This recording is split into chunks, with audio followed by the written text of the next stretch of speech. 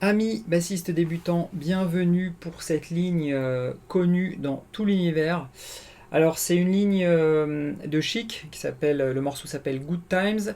Aux commandes de la basse, c'était Bernard Edwards, qui est un de mes bassistes préférés parce qu'il a fait des morceaux incroyables avec ce groupe, mais avec d'autres groupes. Il a composé pour pas mal de groupes de cette époque.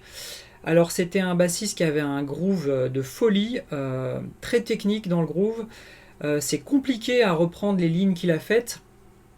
Même celle-là, hein, moi je la joue pas à la perfection. Lui, il a joué vraiment bien parce qu'il faut la faire sonner d'une certaine façon. En tout cas, je pense que tout bassiste un jour qui entend cette ligne a envie de s'y essayer et c'est normal. Et pour la faire sonner, c'est pas évident parce que ça tombe pas sur les temps. C'est ce qui fait le groove en fait. Hein. C'est justement que ça tombe pas sur les temps. Il y a des notes qui tombent sur les temps et d'autres non, qui tombent juste sur les quarts de temps, etc. Ce qui fait que ça donne tout cet effet-là. Alors, pour la petite histoire, en fait, il faut savoir que le début de la ligne, c'est le mode de second degré. En fait, il égrène les écarts qu'il y a entre la note Ré à Ré, par exemple. Donc, ça veut dire première note Ré, un ton, un demi-ton, un ton, un ton, un ton, un demi-ton. Ok ? Donc, en fait, ça, c'est comme s'il jouait Ré, Mi, Fa, Sol, La, Si, Do, Ré, les écarts de notes, sauf qu'il commence à partir de la note Mi. Alors je dis ça pour les gens qui commencent un petit peu à s'intéresser au mode, etc. Les débutants complets, c'est pas très important pour l'instant. Éclatez-vous et amusez-vous plutôt à essayer de jouer la ligne. C'est juste un petit aparté. Alors, les notes, c'est ça. D'abord, on joue 3 fois le Mi. Ok. Une fois qu'on a joué 3 fois le Mi, on va justement monter cette gamme de Ré à Ré, sauf qu'on part du Mi. Ceux qui comprennent les modes doivent comprendre ce que je raconte en gros. Donc ça va faire... Alors la difficulté, c'est que il va falloir que toutes les notes soient piquées. D'accord ? Ça fait... Donc déjà ce départ, ça fait... Donc une fois le Mi, ça fait... Et après on repart sur le Mi. Et on fait Mi, Fa dièse, donc deuxième case de la première corde, et Sol, ça fait. Pardon. D'accord ? Et si on regarde bien mes doigts, et je vais le faire doucement, ça fait. J'essaye à chaque fois de faire des notes piquées, donc il faut à chaque fois étouffer la corde de façon assez fine, parce que ça va assez vite hein, quand on la fait à la vraie vitesse. Donc la première note qui est un Mi ici, je bloque. Ensuite, je vais chercher ici le Fa dièse, donc je le fais sonner et tout de suite je relève les doigts. Et pareil pour la note d'après, le Sol. Donc je recommence, ça fait 1, 2, 3 fois Mi, 4e fois Mi et j'enchaîne. Ensuite, le La à vide, ça fait le La, ensuite le Si, Do dièse, d'accord ? Le Si c'est la deuxième corde, deuxième case. Do dièse, 4e case. Donc je recommence, ça fait.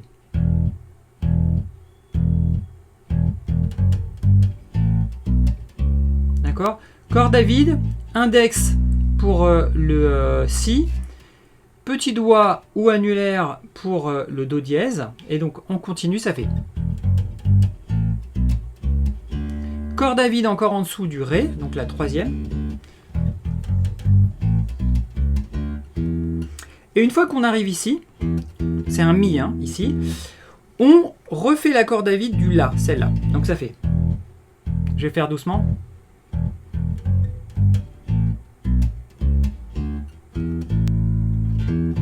D'accord ? Donc, avec l'index, je fais sonner la note, je la soulève pour étouffer le son, et j'enchaîne directement avec le La à vide. D'accord ? Et donc ça fait...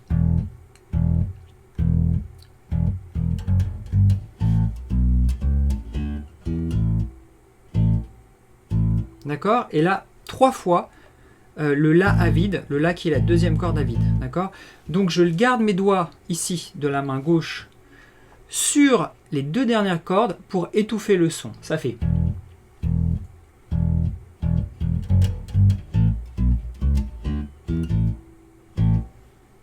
Comme ça, il n'y a pas de son parasite. Ok ?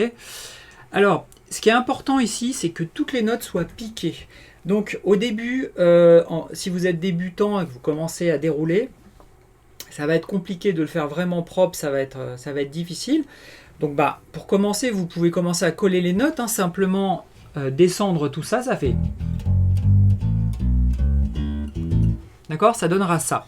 Alors ça n'a pas l'impact de la ligne d'origine qui est tout de suite groovée avec tout de suite groovy pardon, avec ce piqué, mais ça fait quand même le taf pour commencer à dérouler les notes. Alors une fois qu'on a fait toute la montée jusqu'au mi, on joue 3 fois le la comme ça, en étouffant à chaque fois les cordes, et ensuite on va faire ce passage là. Alors le la, hein, c'est la deuxième corde, hein. Et ensuite, on va faire ce passage-là qui est... Ok? Donc, le problème de ce petit passage un peu compliqué, c'est qu'on fait à la fois des cordes à vide et des cordes sur les cases ici, entre le fa dièse et le sol. Donc, on va jouer 2 fois le la. Ensuite, on fait le fa dièse, donc le la à vide, hein, en étouffant les cordes. Ensuite, on va chercher le fa dièse, 4e case de la 3e corde visuellement, en partant du haut. Ça fait. Ensuite, on refait la corde à vide, on va chercher le sol avec son majeur, on va ensuite rechercher le fa et on revient sur la corde à vide. Et ça fait doucement. Je refais doucement, ça fait. Encore une fois. Je vais essayer de le faire plus doucement.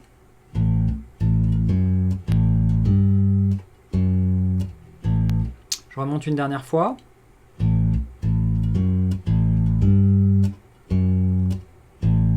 Ok, voilà. Et là, on peut faire tout ça.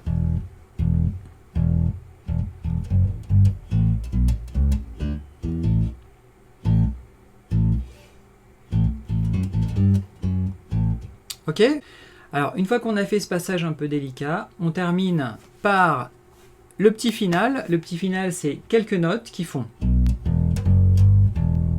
Sauf qu'elles sont assez rapides, hein, dans l'exécution. Donc ici on part avec le majeur, ensuite on étouffe les cordes, c'est-à-dire qu'on relève le doigt, on tire le mi à vide, avec l'index on va chercher le fa dièse, la 2e case, et ensuite sans tirer la corde, on appuie avec l'index sur la case d'à côté, ce qui fait un hammer, ça fait... Et je refais un mi parce que je vais repartir dans la ligne. On recommence. Le dernier mi que j'ai fait, la note à vide, c'est le mi de démarrage qui fait. Le premier mi, d'accord? Donc ça fait. Ok, alors si j'enchaîne tout, doucement ça fait.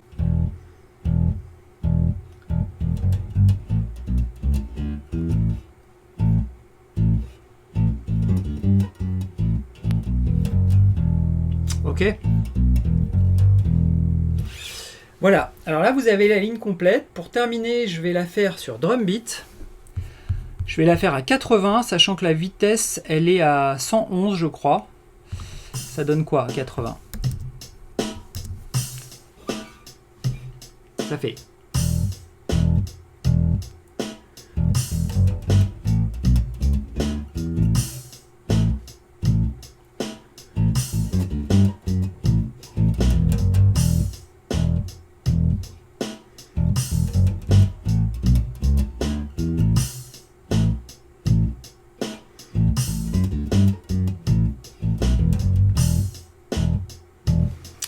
Ok, alors les parties délicates en fait ce sont les placements. L'enchaînement des notes, surtout pour la première partie, je pense que vous allez assez vite la choper. Par contre les placements de démarrage sont vraiment délicats, surtout quand on fait 1, 2, 3 et quand on fait... Voilà le... Il faut vraiment la faire partir au bon moment et ça ne part pas sur le temps, ça part juste après le temps. À un rien, hein, mais juste après, c'est ce qui fait l'effet groovy en fait. D'accord?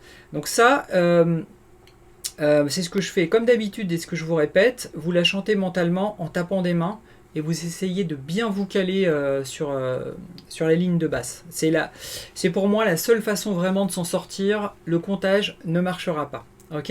Je vais le descendre. Je vais le mettre à 70 BPM et je vais vous le refaire plus doucement. Donc, Je vais même descendre encore, je vais essayer de la faire à 60. Alors c'est pas évident parce que pour être bien calé, mais c'est pour que vous ayez le temps de bien voir ce qui se passe. Ok.